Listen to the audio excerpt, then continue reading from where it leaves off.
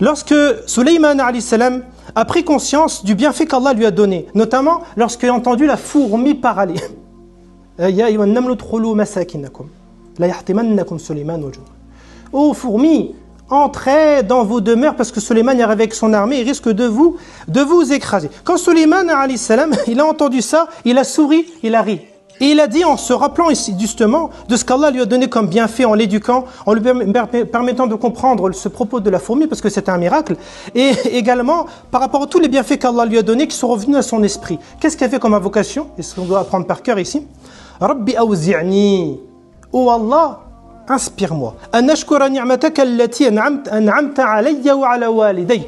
Oh Allah, inspire-moi que je puisse être reconnaissant de ton bienfait à mon égard et à l'égard de mes parents. Wa an amala salihan tardah. Également inspire-moi ya Rabbi une bonne action que t'agrées. Wadkhilni bi rahmatika fi ibadika as-salihin. Et fais-moi entrer par ta miséricorde parmi tes serviteurs vertueux. Et donc Sulayman alayhi salam, il a demandé à son Seigneur une chose immense, dont beaucoup de musulmans, beaucoup de serviteurs ne prêtent aucune attention.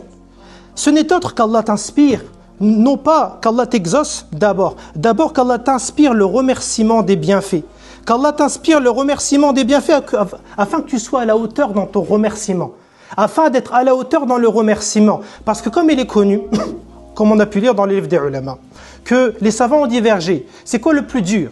Le plus dur, c'est de remercier lorsque tu es dans les bienfaits, être shakir quand tu es dans les bienfaits, ou d'être patient lorsque tu es dans la galère. Et concernant les hadiths qu'on a, concernant les paroles des salafs, eh bien, on en conclut que le plus dur, bien sûr les deux stades sont importants et sont bons, mais le plus compliqué, c'est d'être remerciant dans les bienfaits. C'est d'être remerciant et donc être à la hauteur de ce remerciement. Et donc ce niveau de foi, il n'est pas donné à tout le monde, comme j'ai dit au début du sermon. Il est donné à ahlul yaqadha, ceux qui sont éveillés, ceux qui ont une prise de conscience, ceux qui ne sont pas fait le ray par cette vie d'ici-bas, ou du moins que cette vie d'ici-bas n'a pas le ray, parce qu'ils ont bien compris la valeur de cette vie d'ici-bas. Et donc leur lien avec leur Seigneur, il est fort, à l'instar des prophètes et des vertueux. Et leur espoir en Allah, il est également immense.